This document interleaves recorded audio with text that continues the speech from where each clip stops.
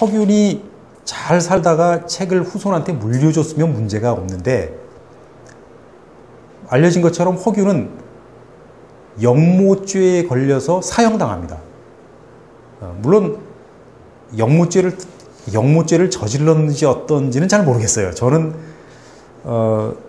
아니었을 가능성도 있다고 봐요. 왜냐하면 그 역모죄냐 아니냐를 가지고 한 3년 가까이 논쟁을 벌이거든요. 세상에 논쟁을 벌이는 역모죄가 어디 있겠어요. 그러니까 저는 굉장히 이건 정치적인 사건이라고 이제 생각을 하는데, 그러나 어쨌든 역모죄로 걸려서 정말 효시를 당하거든요. 이렇게. 그런 인물인데, 역모죄로 죽었으면 이 사람의 재산은 몰수되거나 아니면 주변에 흩어집니다. 그랬을 때 허균의 책이 도대체 어디로 갔을까? 이 책이 누구의 손에 들어가서 그 사람에게 어떤 영향을 끼쳤을까? 저는 이런 것들이 되게 궁금했었어요. 그래서 한동안 허균의 책을 이제 열심히 추적했었거든요. 주변 인물, 그래 이제 제일 가까운 사람들 문집을 찾으면서 흔적이 없는지. 근데 뭐 흔적을 어떻게 찾겠어요? 뭐 책이 지금 남아 있는 것도 아니고. 그런데 몇 년 전에 허균의 장서인이 찍힌 책이 하나 발견된 적이 있어요. 그래서 아주 저로서는 굉장히 흥미로웠는데, 애석하게도 그 책이 어떤 과정을 거쳐서 전승됐는지를 확정을 못했습니다. 그걸 알아야 이 책이 어떤 사람들의 손에 의해서 전승되면서 읽혔구나 하는 걸 알 수가 있는데, 그걸 모르잖아요. 그래서 좀 실망스럽기도 하고 막 이러던 차인데, 마침 제가 우연히 가람 이현일이라고 하는 사람의 문집을 읽다 보니까 허균 얘기가 나와요.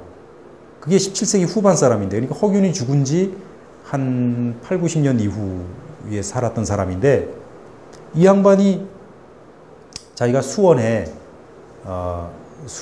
자기 친구 이필진이라고 하는 친구네 집에 놀러 갔는데, 그 수원 그 별장이었고, 그래서 거길 가봤더니 책이 많이 있더라는 거예요. 많이 있는데 그 책을 이렇게 거기서 자기가 한 보름 정도 묵으면서 책을 봤다는 거예요. 봤는데 그 책이 허균의 장서였다는 거죠. 딱 두 줄 나와요. 허균의 글이라는 거는 뭐 딱 두 줄 나옵니다. 이렇게. 근데 얼마나 기분 좋은지. 그래서 이 필진이 누구냐 보니까 이수광의 손자예요. 이수광 아시죠? 지봉유서를 쓴 이수광의 손자예요.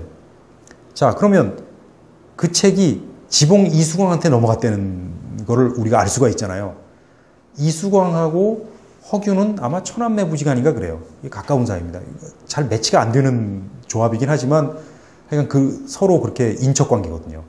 그러면 허균의 방대한 장서가 이수광에게 넘어갔고, 이수광이 가지고 있던 장서와 합쳐져서 방대한 장서를 구성했을 텐데, 그 장서를 통해서 지봉유설 같은 책이 나올 수 있었겠죠.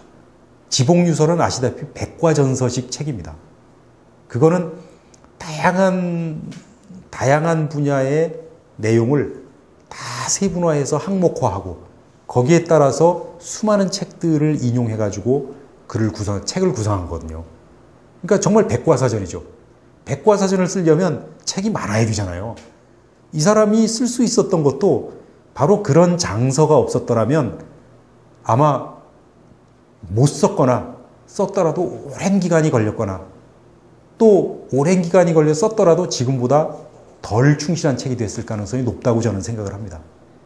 말하자면 허균이라고 하는 이 한 인물이 모아놓은 장서가 우여곡절 끝에 지봉 이수광을 거쳐서 그 사람이 백과전서를 편찬하는, 그러니까 지봉유서를 편찬하는 중요한 지식의 토대가 되었고, 그런 것들을 통해서 어쩌면은 이수광으로 대표되는 북인계 학맥의 말하는 백과전서식 공부 방법 같은 것들이 계속 이어졌으리라고 저는 생각을 합니다.